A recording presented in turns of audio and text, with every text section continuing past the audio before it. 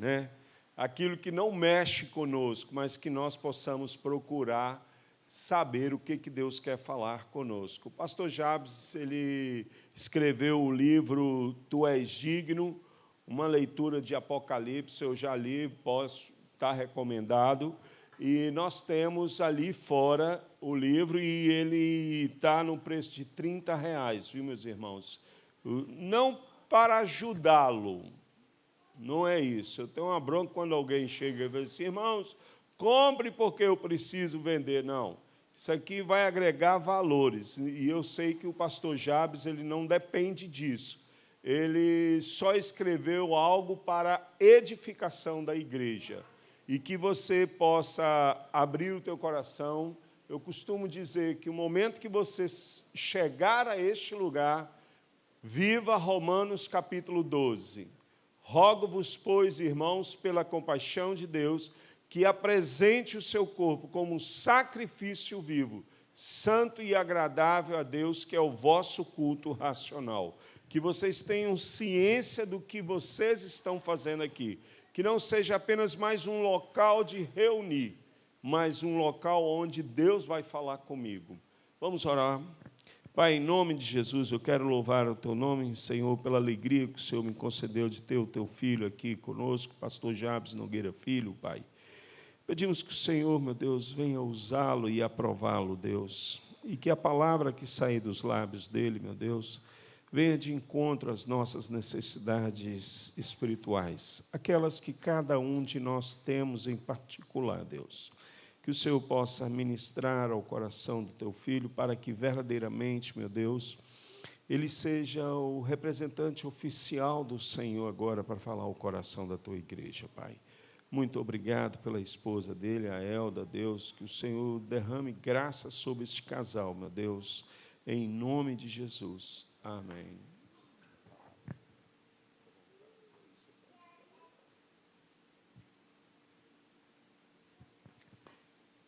Queridos, que a paz e a graça de Cristo Jesus seja o que domine os nossos corações nessa manhã, essa saudação inicial. É um privilégio voltar a essa igreja, a esse púlpito. A primeira vez que eu estive aqui, ainda era na liderança do pastor Gessé, e agora me sinto mais uma vez honrado em poder voltar para compartilhar um pouco com os irmãos nessa manhã. Essa, claro, é uma manhã de festa para a igreja cristã. É claro que não é uma manhã de festa porque eu estou aqui. É uma manhã de festa porque é o dia que celebramos a ressurreição de Jesus Cristo, que é a data principal do nosso calendário cristão. Se não houvesse o domingo da ressurreição, como diz Paulo aos Coríntios, nossa fé não valia de nada, né? Então, se tira esse dia do nosso calendário, fecha as portas e vamos embora, né? Só faz sentido estar aqui porque há a ressurreição. E por isso nós celebramos. Antes de pensar um pouco sobre o que Deus colocou em nosso coração para essa manhã, e eu tenho conversado com Deus desde que o pastor Darlison me chamou para essa manhã estar aqui com vocês, por ser uma manhã de festa e por ter a responsabilidade de falar, eu quero... o pastor Darlison já falou do nosso livro, mostra ele aí na imagem, né? Meu querido, eu tenho até que horas para falar? Você vai guiado pelo Espírito, mas não esquece que é batista. Gostei dessa. Muito bem. Deixa eu contar um pouco para vocês. O meu pai, alguns aqui conheceram, durante todo o seu ministério, ele sempre foi muito apaixonado, era o tema preferido dele, era a escatologia. Ele pregava praticamente todo mês, tinha pelo menos uma mensagem sobre esse assunto. Estudo no livro de Apocalipse, ele fez algumas, eu não sei nem dizer quantas vezes ele fez lá na primeira igreja. Então eu cresci ouvindo essas coisas. Mas à medida que eu fui crescendo e estudando do texto, eu comecei a descobrir algumas coisas também interessantes. Não que o meu pai estava errado, pelo contrário. A riqueza que ele me deixou de herança muito tem a ver com a minha fé, com a minha compreensão bíblica, com o meu ministério. Mas eu comecei a descobrir em Apocalipse que não há livro, texto no Novo Testamento, na Bíblia toda, e a gente pode só excluir o livro de Salmos, que na verdade não é um livro, é uma coletânea, mas não há texto na Bíblia que seja tão alegre, tão festivo, que nos dê tantos motivos para celebrar e adorar, do que o livro de Apocalipse. É um livro de vitória. E geralmente quando se fala em Apocalipse, as pessoas pensam em tragédia, em desgraças, né? E nessas coisas todas. E um dia eu parei e disse assim, espera aí, deixa eu dizer como eu leio o Apocalipse. É por isso que o título é Tu és digno, que é a maneira como os anciãos adoram a Cristo no Apocalipse. Mas eu escrevi como subtítulo uma leitura de Apocalipse. Então, na verdade, o que eu apresento aqui é como eu leio Apocalipse. Não tenho a pretensão de ter a verdade absoluta. Afinal de contas, a verdade absoluta só Jesus tem. Mas eu ofereço a minha leitura na intenção de ajudar cada um a enxergar no Apocalipse motivos de adoração daquele que é digno. É um livro fantástico, Apocalipse. Eu tentei caminhar, né? E se quer um testemunho, quando eu terminei de digitar, aí, claro, a gente deu para a primeira pessoa para ler, foi Elda. Hein? Né? Então, a primeira pessoa. E ela estava lendo o original e dizia assim, de vez em quando tem que parar para dar uns aleluia no meio da leitura. Né? Mas essa era a intenção, né? Que a gente pudesse ler Apocalipse como uma antecipação da grande festa que nos está proposta. Por falar em livro bíblico, aí, passa adiante um pouquinho essa imagem, isso. Deixe-me fazer essa divulgação. Deus tem me dado o privilégio de estar à frente do nosso seminário, ali o Setebase. Nós temos o curso teológico, que é um curso hoje de 3 anos no mínimo, que é um curso mais carregado para quem vai ser pastor, para quem vai ser missionário, obreiro, evangelista. Então, é um curso mais completo, né? E por ser mais completo, claro, exige mais. Mas nós estamos oferecendo também o curso de Bíblia, que esse, para mim, está sendo o que enche os meus olhos. Eu gosto desse curso. É um curso de 1 ano, né? Ele é estruturado em módulos. Se você quiser começar de Gênesis, o módulo de Gênesis vai ser só em setembro, né? Mas você já pode começar agora. Se começar agora, vai pegar a Bíblia pela metade. Porque a turma que começou em setembro já vem caminhando. Cada mês é um grupo de livros, um pacote, e a gente caminha em 1 ano com a Bíblia.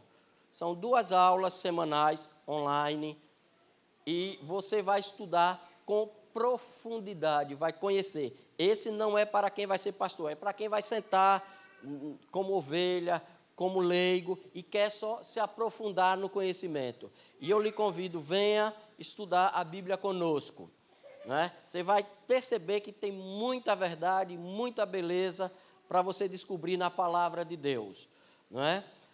Estava falando com o pastor Darlison ali, a gente tem proposta para desconto, se fizer em grupo a gente pode baixar bem o preço, que na verdade o nosso interesse é que cada crente conheça a palavra de Deus. Não é isso? Então, se quiser fazer, por exemplo, uma turma aqui da igreja, a gente junta uma turma aqui e estuda a Bíblia junta, oferece. Graças a Deus nós temos professores especialistas na palavra de Deus. Hoje, online, a gente tem o privilégio de ter professores do Brasil todo, né? Esse que está dando esse módulo agora é do Paraná. Hein? Tem mestres e doutores. Né? Esse da agora é do Paraná, que está dando esse módulo, mas a gente já teve gente de Brasília, do Rio, não é? Tem daqui de Sergipe também. Tá bom? Mais uma propaganda que eu queria fazer, já que a gente está falando, passa aí. Isso. No final de junho, nós vamos ter o congresso de pregação, é um convênio do CETEBASE com a Igreja Batista em Orlando Dantas. Nós estamos trazendo o pastor Gilton Moraes, que é escritor de vários livros, tem especialização, é referência em termos de homilética e pregação no Brasil.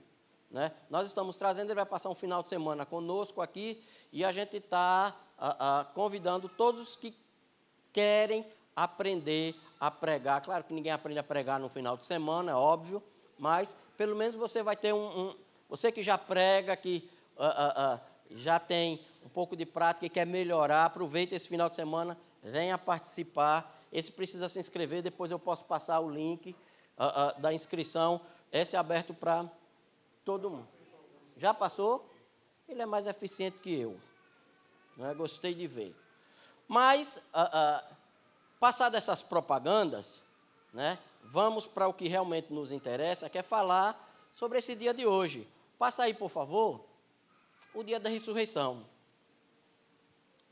Esse texto que eu botei aí, veja como é que Deus faz as coisas. É o mesmo texto que as crianças leram aqui, viu?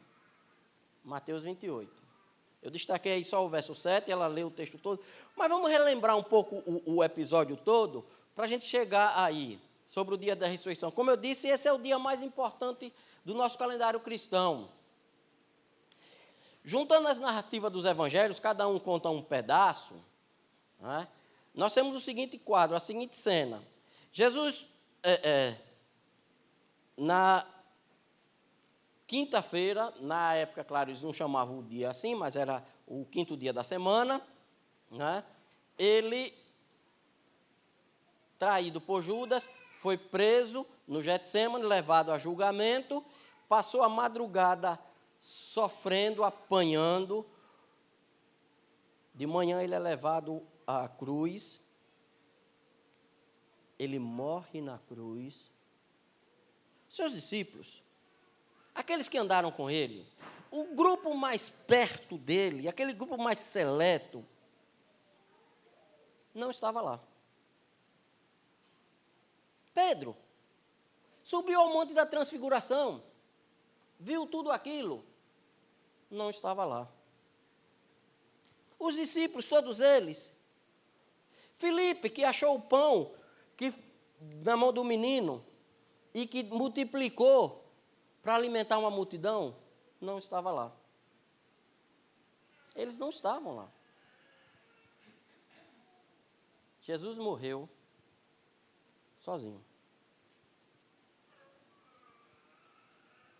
Foi levado de favor para o túmulo que estava preparado para Arimateia.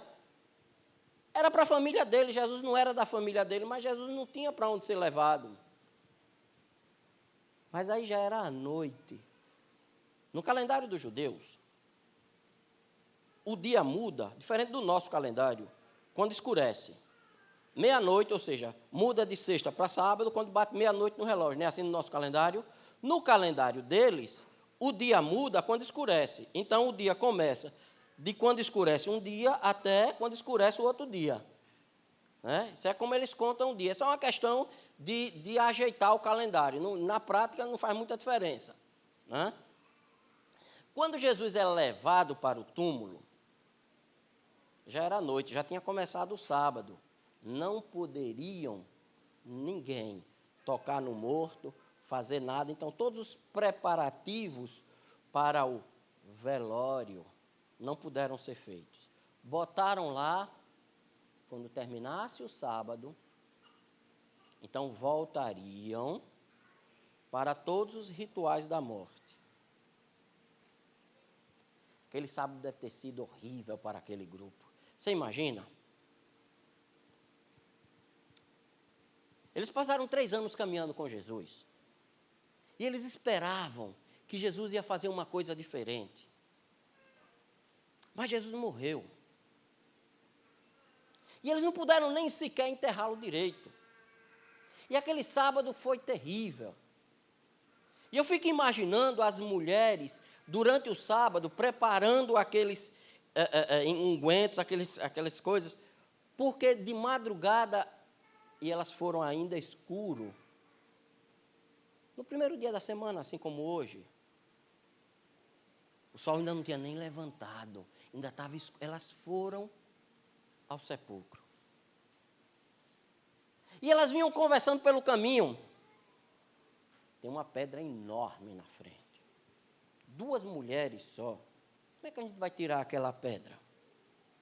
Para chegar no corpo e poder cuidar do corpo.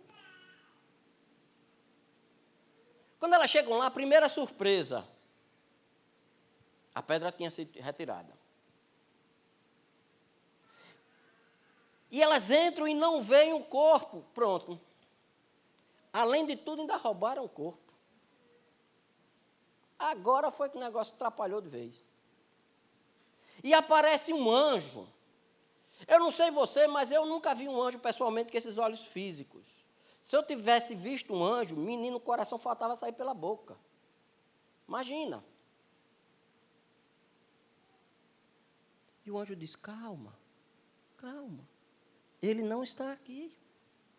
Ele ressuscitou.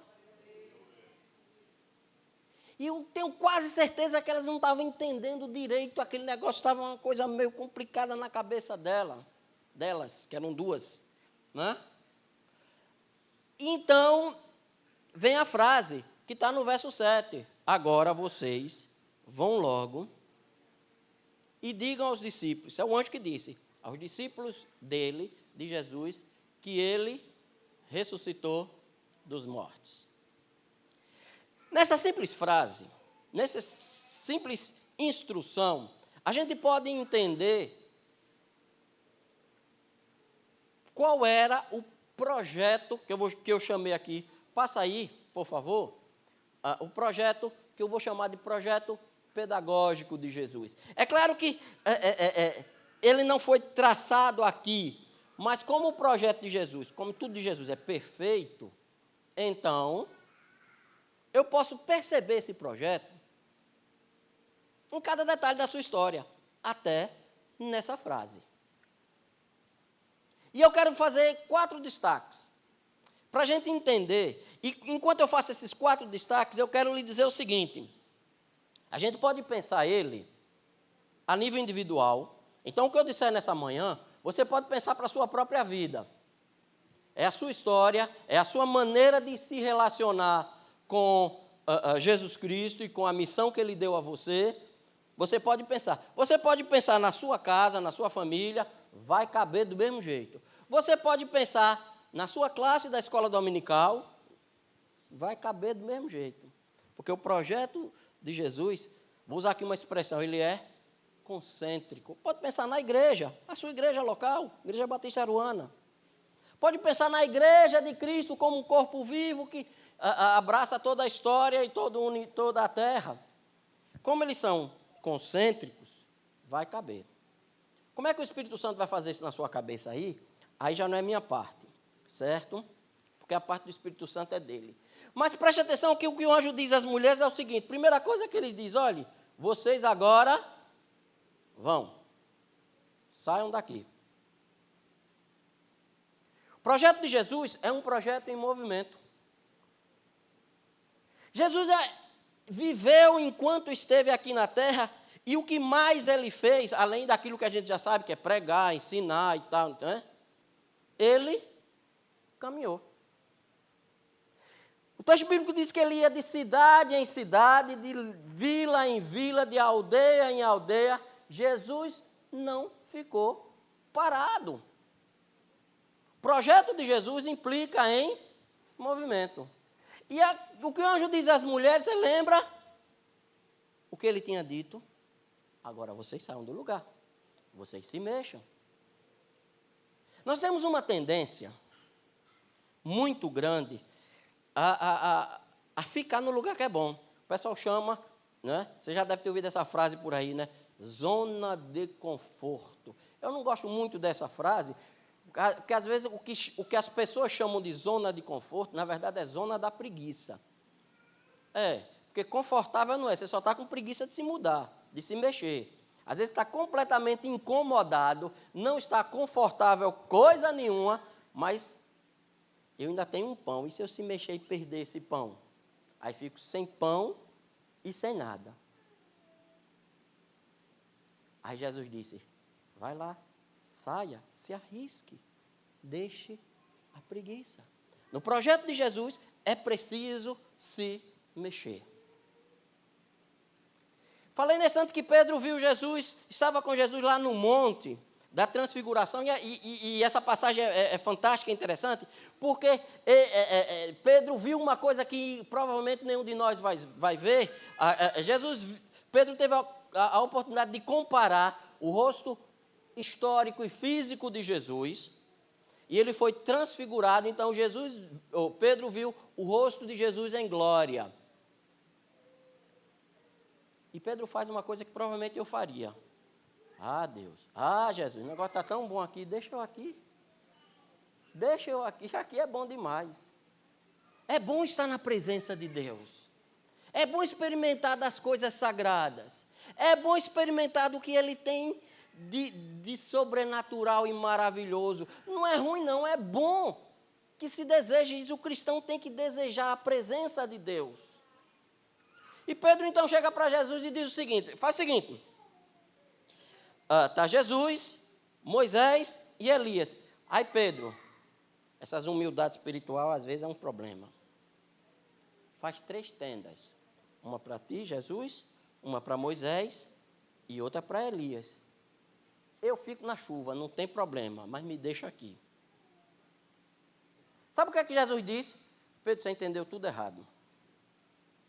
É bom estar aqui, mas é preciso descer o monte. O ministério de Jesus não era parado. Ele ia onde havia necessidade. Pedro, vamos descer. Tem gente lá embaixo precisando. A sua experiência com Jesus tem que tirar do imobilismo, tem que lhe fazer se mexer, tem que querer, tem que ir. Mas eu não sei como. Vá, saia, se mexa. Para você viver a experiência com Deus, aquilo que Ele tem para você, você tem que se mexer. É claro que Deus não precisa do meu movimento. Ele faz o que quer, do jeito que quer, com quem quiser, na hora que quiser, e acabou-se. Mas Ele quer que a gente se mexa. E vocês com certeza já aprenderam textos como, né? E indo, preguem o evangelho a toda a criatura. É sempre vá, saia, faça alguma coisa, né? O livro de Atos, na verdade, é um livro de viagem. Se você ler Atos com cuidado, você vai ver que é um roteiro de viagem. Por quê? Porque a vida cristã é uma vida de movimento. Tem que fazer alguma coisa, não é? E hoje, com essa onda fitness, que é fácil a gente entender. Você fica sentado e daqui a pouco começa a aparecer o calo, né? Aí você liga o rádio, liga a televisão e a internet aí está mandando você. Tem uns crentes gordos aí que é um negócio sério. A gordura espiritual. Daqui a pouco está com as veias espiritual tudo entupida. Por quê? Porque não se mexe. Não faz, não vai. A vida cristã exige movimento. Primeira coisa que o anjo diz como instrução às mulheres é: vá, saia daqui. Elas estavam diante do túmulo vazio, a melhor cena que um cristão podia querer ver. É a declaração da vitória. Mas aqui não é seu lugar de ficar, não. Vá. Mas sabe o que mais que o anjo diz? Vá logo, imediatamente, ligeiro, agora. E aqui eu posso entender 2 coisas. Primeiro é o senso de urgência. E quando a gente fala em Apocalipse, isso fica muito claro, porque se tem uma das coisas que Apocalipse é um livro na carreira. João, quando escreve aquele negócio, e fica o anjo no ouvido de João, rapaz, ligeiro que o negócio é para já. E João tem pressa em escrever, porque o anjo toda hora diz, é ligeiro. É ligeiro, olha, isso é para acontecer, mas é para já, então escreve logo. E se você lê Apocalipse, e eu digo isso aqui na minha leitura, muitas coisas eu tenho curiosidade. E João simplesmente não diz. Porque ele está tão na carreira que ele pula um bocado de detalhe. Que eu, como leitor moderno, fico olhando assim, mas como será que deve ter sido isso? Mas João está tão deslumbrado com aquilo que ele viu, e o anjo, que ele fica dizendo, como é que eu vou? Enquanto ele pensa como é que vai dizer, já aparece outra coisa, e ele já precisa dizer outra coisa. Precisamos ter o senso de urgência em nossa vida cristã. Porque o tempo está passando. E o tempo é implacável. E quanto mais... Eu não sei você, mas a sensação que eu tenho é que parece que está andando mais ligeiro o tempo. Você não tem, não. Né? Parece que é tudo mais na carreira. Quando a gente era pequeno, não era tão na carreira assim, não, né? Parece que o negócio agora está... É o senso de urgência. Isso tem que falar alguma coisa para nós. É ligeiro. Mas quando o texto fala agora, imediatamente, ele me fala também que esse tempo ele tem que ser planejado. Porque uma pressa sem planejamento é atropelo. Você cai e não faz nada. Veja, aí a gente pode voltar lá para Gênesis, que o ser humano cai, né, no pecado, e Deus disse, olha, eu vou mandar alguém para resolver esse problema. E ele vai pisar a cabeça da serpente, alguém que vai nascer da mulher. E daquele dia em que há essa promessa no livro de Gênesis, Jesus não nasce na semana seguinte. Eu nem sei quantos anos se passaram. E do dia que Jesus disse que estava para voltar, já vai para mais de 2000 anos. E nós estamos aqui ainda. Porque há um planejamento até da pressa. No dia da ressurreição, a instrução é a seguinte: vocês vão para a Galileia, porque lá Jesus vai encontrar vocês, vai dar as instruções. E eles vão para a Galileia, e lá eles encontram Jesus naquela mesma noite da ressurreição. É aquele episódio que Tomé não está presente, não é isso? Perdeu de ver Jesus, crente que perde culto, perde de ver Jesus. Tomé não foi para o culto naquele domingo, Jesus estava presente e ele não viu. Crente que perde culto, perde de ver Jesus. Mas há todo um planejamento. E lá ele diz, olha, agora vocês voltam para Jerusalém e ficam lá esperando até que do alto o poder venha sobre vocês. Não é isso? Dá ainda uns 40 dias até isso acontecer.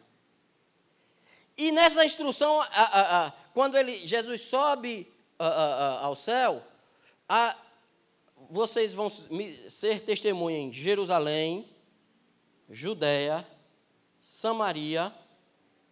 Aí vocês vão chegar no objetivo, que é os confins da terra. Mas é preciso pregar logo no... Jerusalém, Judéia, todo um planejamento. Para você chegar nos confins da terra, você precisa passar por etapas. Entendeu como é? Não é porque você tem a palavra da verdade que você vai chegar de qualquer jeito. Planeje a sua vida cristã. Tome decisões, estabeleça metas na sua vida.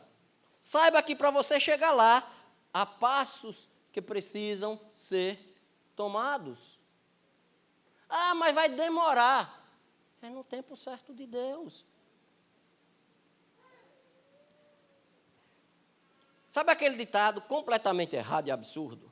Deus, quando tarda, vem pelo caminho. Isso é um completamente contrassenso. Deus não se atrasa.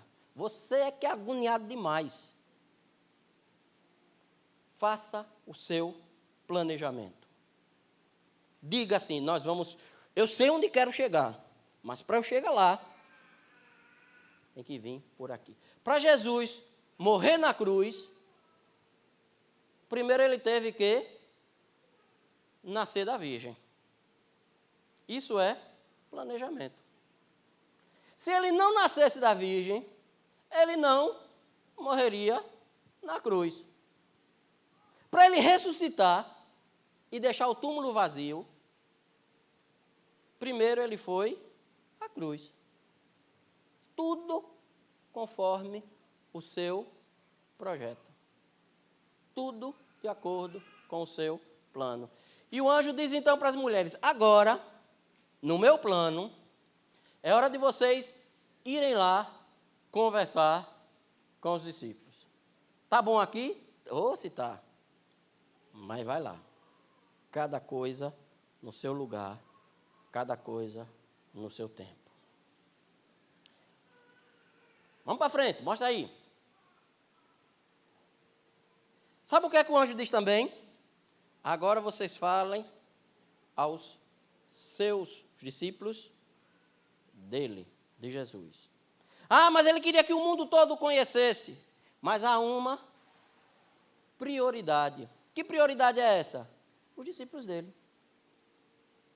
Jesus estabeleceu o seu círculo. E ele queria ganhar o mundo todo, mas ele começa com aquele grupo específico. É claro que ele ama a todo mundo e a gente sabe de cor, não é? Esse não precisa nem dizer que vocês com certeza sabem. João 3,16, quer ver? Podia ficar mais bonito. Podia. Para, tá feio. Mais bonito agora, vamos lá.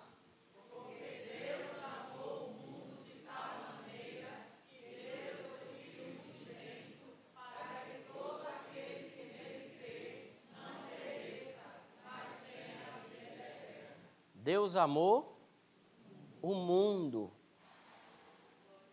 Mas quando chega na quinta-feira, antes da sua crucificação, esse mesmo João que escreveu esse versículo, ele vai registrar o seguinte no capítulo 13.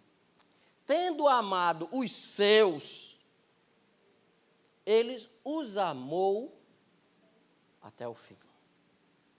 Ele tinha um projeto que implicava em movimento.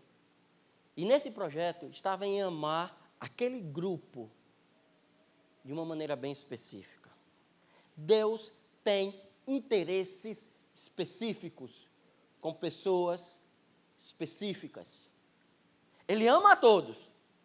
A cruz do Calvário que celebramos na Páscoa vale e abrange e alcança todos os seres humanos. Ninguém está excluído da cruz. Há amor e poder suficiente na cruz para que todos os seres humanos, e já vamos passando hoje no planeta Terra mais de 8 bilhões. Não me pergunte o que é isso, que esse número é além da minha capacidade de pensar, viu? É gente muita. Isso é hoje, fora os outros que já viveram no resto do tempo da humanidade. E aquilo que aconteceu na cruz do Calvário foi suficiente para que cada ser humano, grande, pequeno, novo ou velho, branco ou preto, ou seja lá quem for, possa ser alcançado por essa graça. Ninguém está de fora. Mas teve alguns que ele disse, não, mas esses daqui, ele chamou 12. Mas quando sobe para o monte, ele leva 4.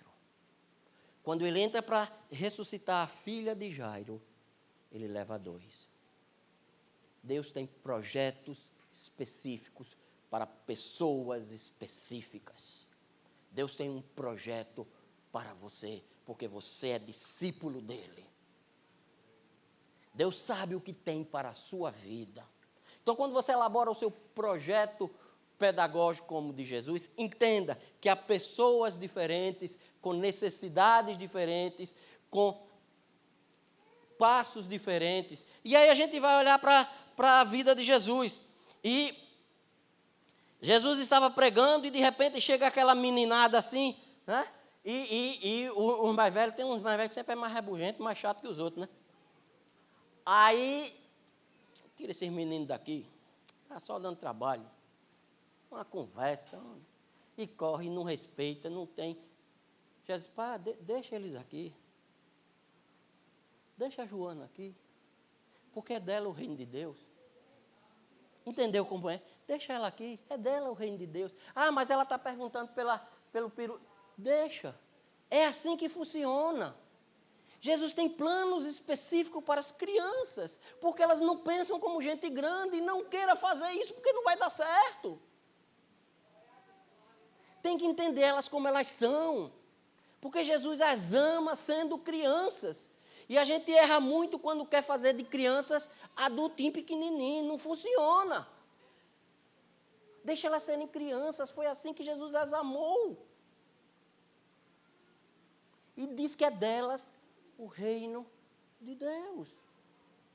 Tem uma passagem no livro de Zacarias. Zacarias é aquele profeta que a gente chama de profeta da restauração. Porque ele está, exatamente quando os filhos de Israel estão voltando do exílio na Babilônia, e está reconstruindo a cidade, a Jerusalém, aquilo tudo. E lá no capítulo 8 tem uma frase interessante, ele vai descrevendo a nova Jerusalém, a cidade reconstruída, depois da tragédia do cativeiro. E tem uma frase lá que ele descreve os moradores, e diz que tem uma praça. Olha ela, o reino de Deus é dela, viu? Foi Jesus que disse. Né? Aquele no queixo já é arte, né? Tem que ser. É por isso que Jesus gosta dela, porque faz arte. Jesus é assim. Sim, mas vamos voltar para o texto de Zacarias, que Zacarias olha e vê uma praça na Nova Jerusalém, e ele destaca dois tipos de habitantes, de pessoas que estão na praça. Lá ele vê crianças fazendo sabe o quê? Não estão cantando, não estão adorando, não estão decorando versículos. Sabe o que as crianças estão fazendo? Estão brincando. Está lá no texto sagrado. Para Deus, muitas vezes, a brincadeira é sagrada. Às vezes não faz sentido para a gente que já tem barba, mas para as crianças faz todo sentido. E nós cremos num Deus das crianças, que brincam. E Deus disse, deixa eu sentar para brincar com elas. E nessa brincadeira de criança, o reino de Deus vai sendo construído. Mas na praça tem, sabe quem também? Velhos e velhas. E o texto é curioso, que eu gosto, que ele diz que caminham com uma bengala por causa da sua muita idade. E sabe o que é que eles fazem? Eles sentam na praça e conversam. É coisa melhor para um velho do que sentar e contar caso. Ah, no meu tempo era assim. Coisa boa. É o reino de Deus. As boas lembranças fazem parte da riqueza do reino que Jesus veio construir, está no seu projeto. E os velhos precisam ser valorizados. Como nós valorizamos as crianças, temos que valorizar também a terceira idade. É o projeto de Deus.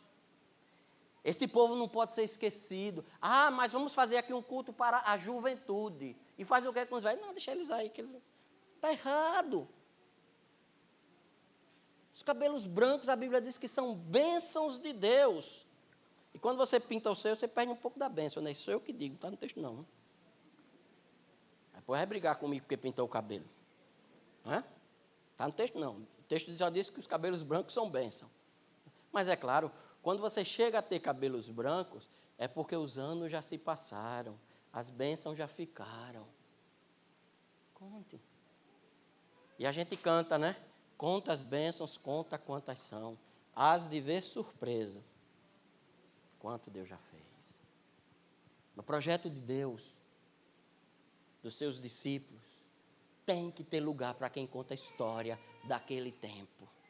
Ah, porque naquele tempo a gente... Não está dizendo que hoje eu vou fazer igual, não. Mas essa riqueza não pode ser desperdiçada.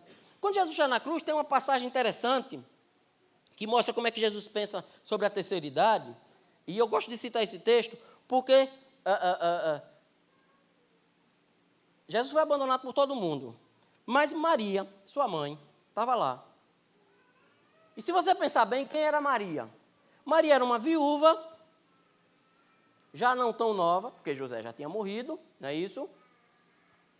Já não tão nova, porque se o seu filho tinha 33 anos, ela já ia bem mais para frente disso, não é isso? Numa sociedade em que a mulher não tinha nenhuma oportunidade de trabalho ou de sustento, então ela teria que ser sustentado, como o marido morreu, pelo seu filho mais velho, que estava na cruz morrendo. Jesus olha para Maria, enquanto salva a humanidade, enquanto morre em meu lugar, e ele diz, eu não posso deixar essa mulher amíngua, não. Quando olha para todo mundo, Jesus é capaz de olhar para um especificamente e cuidar das suas necessidades. E Jesus olha e procura os discípulos, a quem eu vou dar conta para cuidar dessa mulher? Pedrão não estava lá. Felipe não estava lá. Só sobrou João, era um que estava. João, meu filho, toma conta dessa mulher aí. Ela vai ser sua mãe agora, viu? Maria, olha, eu não vou poder, então adota esse daí como seu filho. E ele vai cuidar de você. Morrendo na cruz pelos nossos pecados. A humanidade toda em suas costas. Jesus é capaz de olhar para uma mulher viúva e dizer, você não está abandonada não. Eu ainda me lembro de você e eu ainda vou cuidar de você. Então quando o anjo diz, olha, vá aos os discípulos e digam a ele, Jesus está dizendo, eu conheço o coração de cada um e eles precisam agora ouvir essa mensagem. Eles precisam, nesse momento, entender que a história não acabou. Não é porque ele morreu que você foi abandonado. Ainda tem história pela frente. Falei das crianças e dos jovens só para citar. Eu vos escrevi, jovens, porque sois fortes. Já venceram o maligno. No reino de Deus tem lugar para todo mundo. Ninguém pode ficar de fora.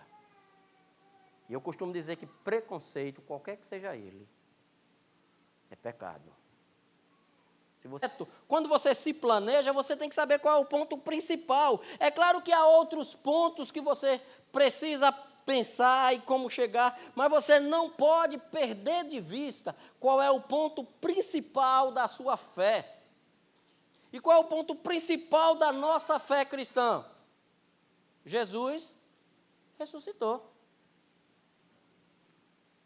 Porque dizer que ele nasceu, ótimo, Natal, lindo, beleza. Todo mundo nasceu. É claro que da virgem só Jesus, né? Mas nascer, todo mundo nasceu. Morrer, a menos que Jesus volte antes, é o destino. A gente não quer pensar nisso, eu também não penso muito nesse assunto, não. Mas mesmo sem pensar, você não vai escapar disso, não. Agora, ressuscitar, aí a história é outra. E há uma promessa para nós. E Paulo vai dizer aos Coríntios que a morte foi vencida, porque ele ressuscitou. E ele é o primeiro, o principal, e nós vamos ressuscitar com ele. Essa é a essência da nossa fé. Se eu perder essa essência, eu perco tudo. Não faz sentido. Eu disse no começo, se a gente perder a ideia da ressurreição, fecha a porta da igreja, vamos embora, não faz sentido a gente estar aqui. Todo o meu projeto, toda a minha pedagogia, tudo o que eu faço tem que ser para declarar que ele ressuscitou. Mesmo que às vezes não faça muito sentido. E se você pensar bem, não faz mesmo não. Lembra de Tomé que perdeu o culto? No outro dia foram dizer para ele, rapaz, Jesus ressuscitou. Foi. A gente viu ele. Aí o povo briga com Tomé, mas fala sério que se você estivesse no lugar dele, capaz de você dizer a mesma coisa. Não, conversa, rapaz. O cara morre na sexta-feira, o cara é enterrado, bota uma pedra em cima. Agora você vem dizendo no domingo que o cara está vivo e ainda apareceu para conversar com você. Conversa, rapaz. Pensa bem, qualquer ser humano normal ia dizer, isso não pode, isso não existe. Não pode. A fé intelectual é boa, é necessária, é. Você precisa estudar e aprender. Mas a fé cristã, e você que trabalha com evangelismo já deve ter dito isso várias vezes nos seus momentos, nós pregamos uma pessoa e não uma religião. Não é assim que a gente diz? Pessoa significa relacionamentos, mais do que conhecimento. Eu poderia falar aqui da minha família, dos meus tios, alguns que tiveram experiências fantásticas com Deus e gostavam de contar isso, mas vocês com certeza não os conhecem. Por mais que eu os contasse, é a história deles. Quando os anjos dizem à mulher, vai lá e diz que ele ressuscitou, elas foram contar, nós vimos o túmulo vazio. Há uma experiência, há uma vivência que é particular. Se você não compreender e não aceitar e não tiver uma experiência pessoal, por isso que o projeto começa com os discípulos, são aqueles que tiveram experiências com Jesus. E eles vão agora entender que Cristo ressuscitou. Como é que você sabe, mulher? Eu vi.